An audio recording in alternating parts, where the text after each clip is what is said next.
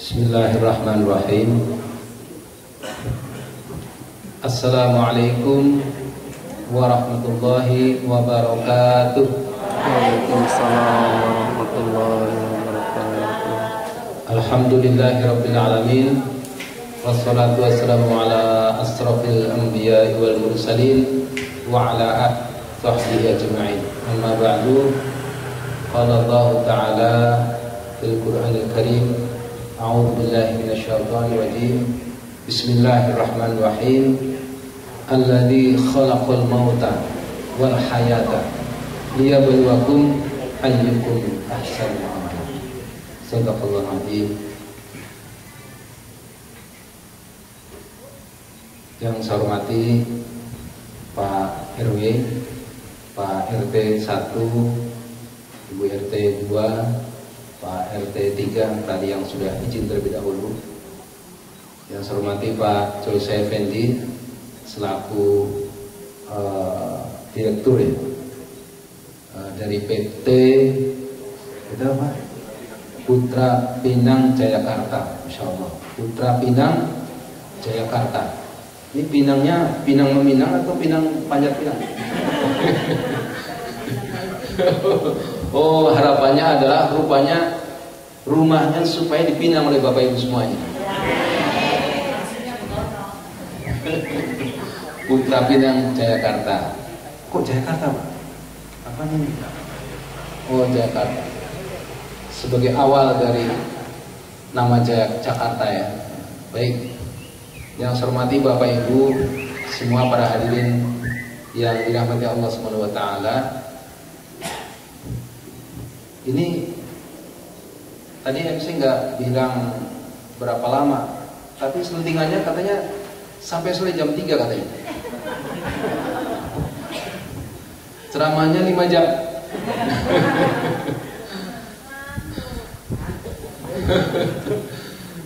Baik Bapak Ibu, kemarin katanya saya juga diinformasikan katanya acara tasyakuran ya. Tasyakuran, Insya Allah. Tasyakuran. Kalau begitu kita harus tahu apa itu tasyakuran. Tasyakuran itu dari kata-kata syukur, ya kan? Syukur. Syukur itu apa? Syukur itu apa sih? Syukur itu kata orang Gria Kalisuren potong tumpeng. Ini ada tumpeng ini. Gitu ya. Syukur itu apa sebenarnya? Apa sebenarnya syukur itu? Nah, ini yang perlu kita pertajam pengetahuan kita tentang apa itu yang dinamakan dengan syukur. Syukur, kata seorang ulama, beliau mengatakan syukur itu adalah upaya untuk menggunakan semua kenikmatan yang diterima oleh Allah Subhanahu wa taala sesuai dengan apa maunya Allah Subhanahu wa taala dalam rangka ketaatan kita kepada Allah Subhanahu wa taala. Jadi syukur itu adalah upaya menggunakan semua kenikmatan. Kenikmatan ini dari siapa? Nikmat itu dari Allah. Karena itu kita gunakan sesuai dengan kemauan yang memberikan nikmat kepada kita. Coba saya tanya kepada ibu-ibu dulu. Ibu-ibu punya baju pesta? Punya.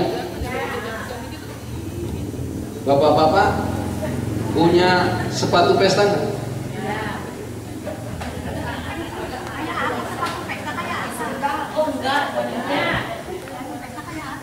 Bapak-bapak kalau ditanya bapak jangan punya sepatu, tapi mobil.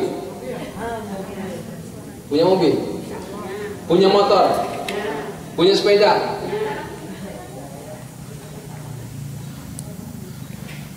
Punya ya? Nah, coba saya tanya ibu dulu tadi. Katanya punya baju pesta. Dulu waktu beli baju pesta, niatnya untuk apa? Niatnya untuk kondangan, untuk pergi menghadiri undangan pernikahan, undangan sunatan, undangan syukuran di Gereja Kalisuren, undangan apa saja. Punya baju pesta, niatnya untuk menghadiri pesta. Kalau kita lihat tadi pengertian syukur tadi, upaya menggunakan semua nikmat yang diterima dari Allah Subhanahu wa taala sesuai dengan kemauan Allah. Nah, Bapak Ibu yang punya baju pesta tuh nikmat bukan? Nikmat. Yang punya mobil nikmat bukan? Yang punya sepeda motor nikmat. Yang punya sepeda, yang punya sepatu, yang punya sendal, yang punya baju, pernah gak bajunya dipakai sholat?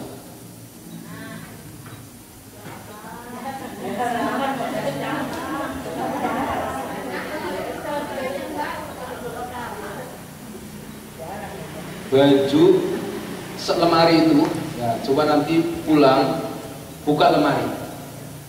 Biasanya kalau bapak-bapak itu punya beberapa potong baju aja, mungkin baju pergi, baju main, baju kerja, baju ini, baju itu kan.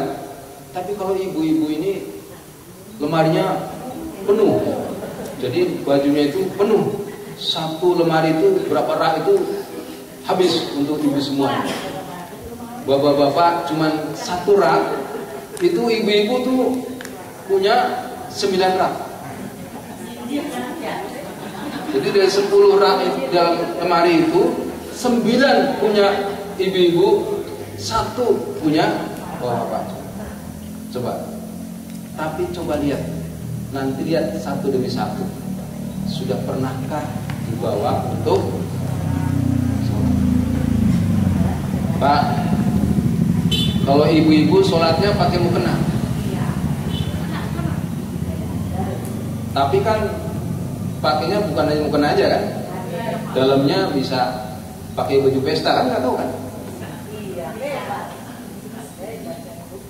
Pakai mukena tapi dalamnya pakai baju pesta. Kalau bapak-bapak baju batik bisa, baju kantor bisa.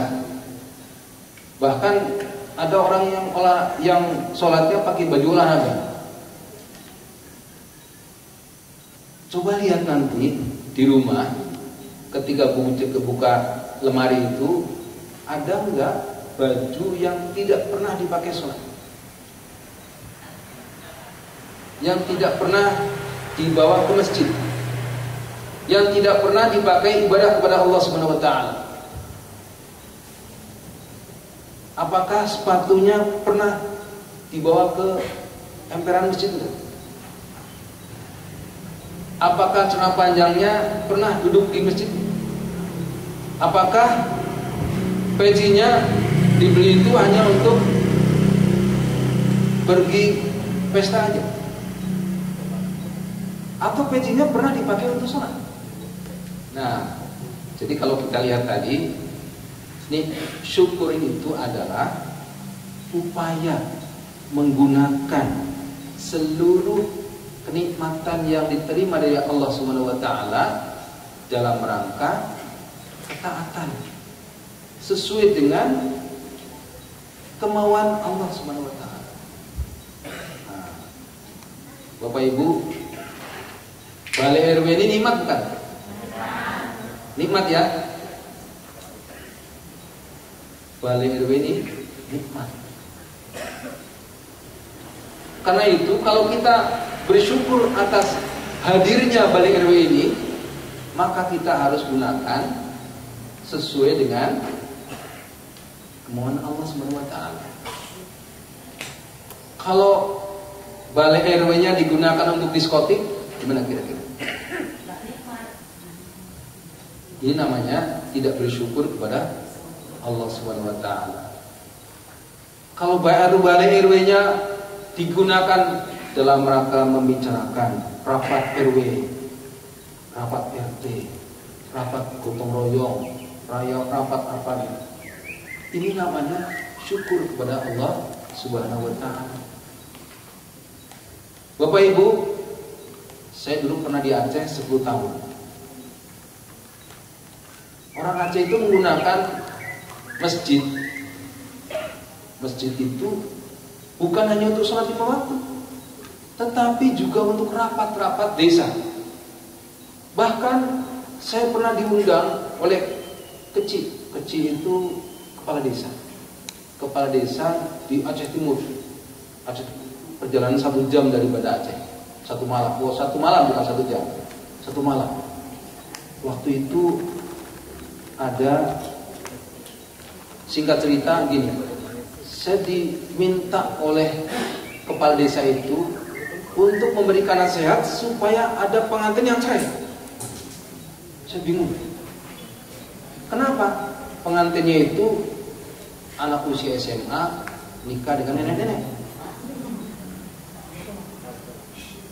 Jadi ternyata bagi masyarakat Aceh itu masjid juga digunakan untuk rapat-rapat warga, rapat-rapat kemasyarakatan. Nah, kita sudah punya balai RW, sudah punya balai RW,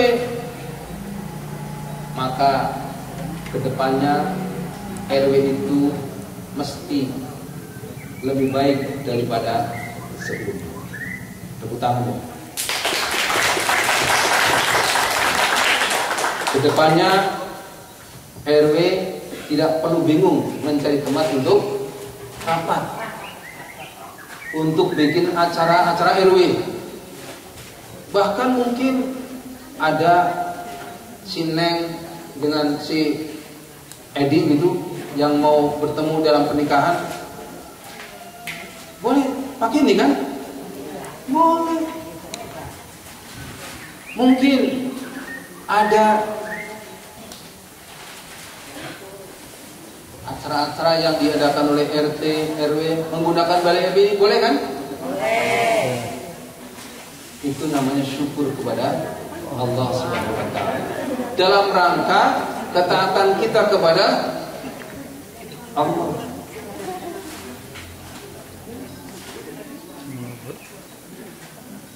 Nah, biasanya nih kalau ada bangunan kosong itu biasanya itu ada jin yang masuk. Coba Bapak Ibu, rumah Ibu kosongkan setahun. Dikosongkan setahun aja rumah itu. Isinya apa?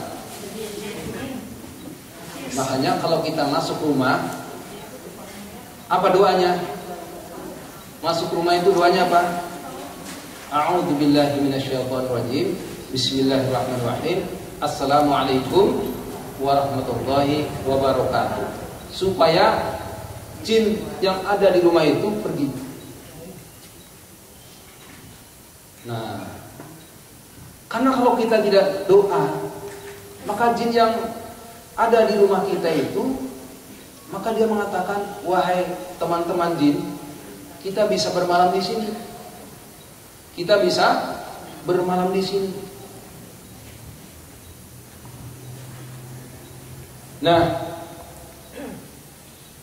jadi kalau balai RW kita kosong, siapa yang menghuni?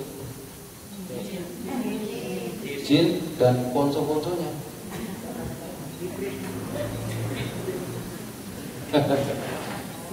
Ada jin ifrit, jin ini, jin itu ya.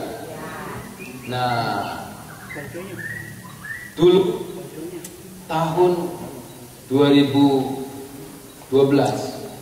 saya pernah pergi ke satu daerah perbatasan antara Kalimantan Barat dengan Kalimantan Tengah. Itu ada bangunan KUA yang sudah rusak. sudah lama tidak digunakan. Sana masuk ke dalam bangunan itu yang mereka tidak berani masuk ke dalamnya. Ternyata apa? Isinya apa isinya dalam bangunan KUA yang sudah runtuh itu? Isinya ada kondom. Isinya plastik-plastiknya keluar. Sampah termasuk juga tadi yang saya sebut tadi pertama. Ini artinya memang jin itu suka yang remah-remah, yang gelap-gelap, yang tidak dihuni oleh manusia, dan juga konsol-konsolnya tadi. Karena minal jinnati wan nas, setan itu berasal dari kalangan jin dan manusia. Setan itu dari kalangan jin dan manusia. Nah, jadi jemaah sekalian dirahmati Allah Subhanahu wa taala, kalau kita bersyukur atas nikmat adanya balai warga ini, maka gunakan balai warga ini, jangan sampai sepi. Jangan sampai sepi selama sebulan, bahkan seminggu jangan sampai sepi. Tiap hari kalau perlu ada aktivitas dalam balai warga ini. Itu namanya bersyukur kepada Allah Subhanahu wa taala. Jangan sampai sepi, karena kalau sepi dicintai oleh orang-orang yang seperti hanya setan tadi, minal jinnati wan nas. Ada anak muda pacaran sepi-sepi masuk ke balai warga karena terbuka lagi. Nah, jangan sampai di pojok situ nanti ada kondom yang tertinggal. Nah, itulah. Nah, jadi syukur atas nikmat Allah Subhanahu wa taala yang diberikan kepada kita berupa balai warga ini adalah kita mampu memanfaatkan, ya, mampu menggunakan balai warga ini dalam rangka ketaatan kita pada Allah Subhanahu wa taala. Jangan diartikan dan ketaatan kepada Allah itu hanya untuk ngaji saja, bukan.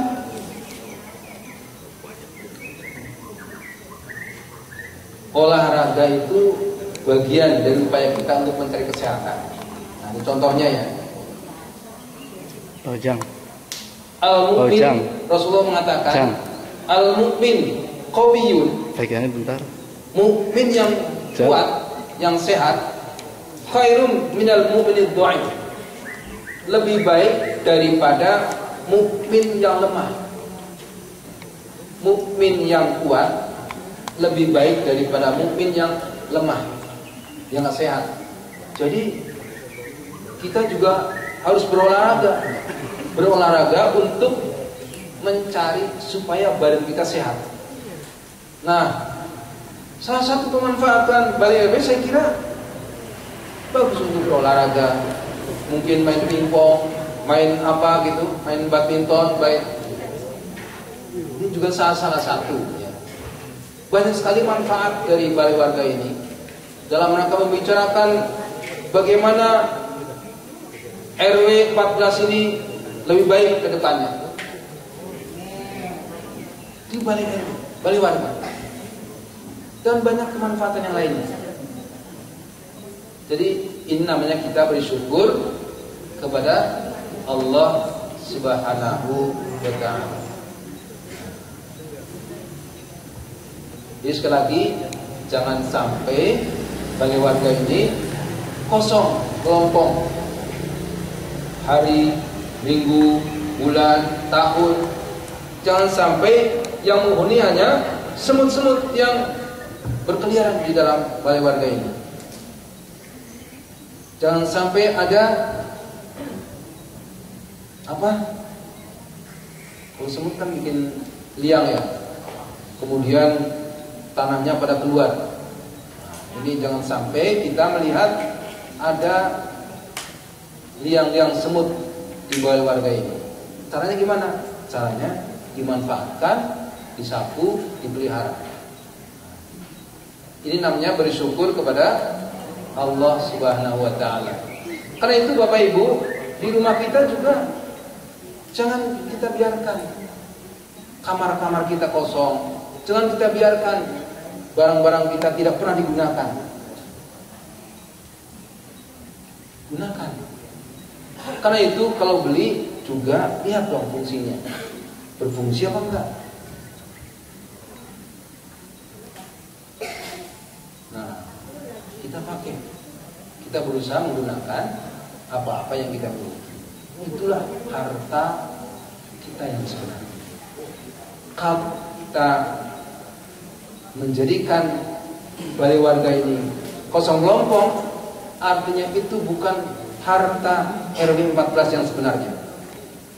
Tapi kalau kita gunakan sesuai dengan kemauan Allah tadi, maka itulah namanya sebenar-benar harta yang dimiliki oleh warga RW 14.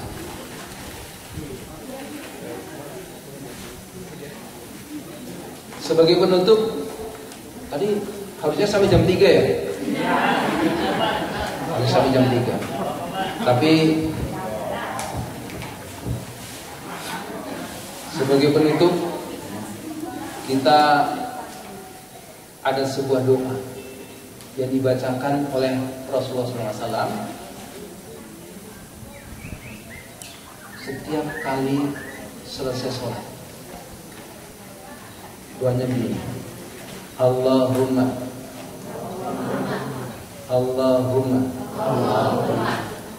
inna Allahumma inna nas'aluka Allahumma inna nas'aluka. Bawa-bawanya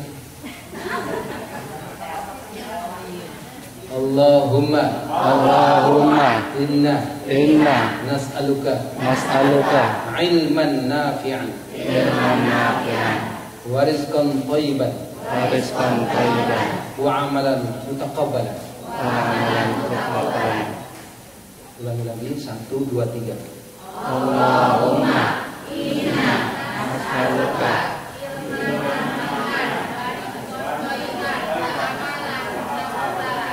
Allahumma inna nas'aluka ilman nafi'an wa rizqan thayyiban wa amalan mutaqabbalan. Allahumma ya Allah inna nas'aluka sesungguhnya aku bermohon kepadamu ya Allah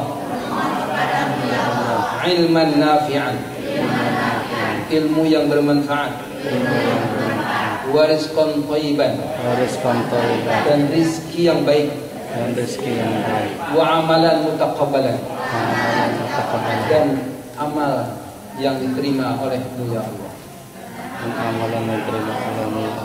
Allahumma inna nas'aluka ilman nafi'an wa rizqan thayyiban wa amalan mutaqabbalan.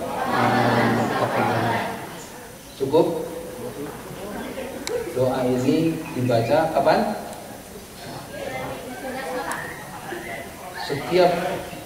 Setiap kali kita berdoa kepada Allah Subhanahu wa taala, terutama sesudah kita menunaikan sholat. Gimana? 1, 2, 3, ulangi lagi. Allahumma inna nas'aluka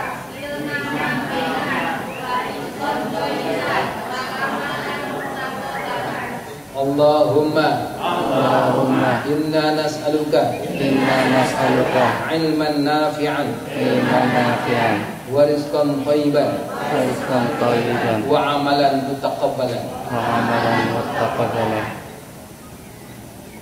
Wabillahi taufiq wal hidayah. Assalamualaikum warahmatullahi wabarakatuh. Waalaikumsalam.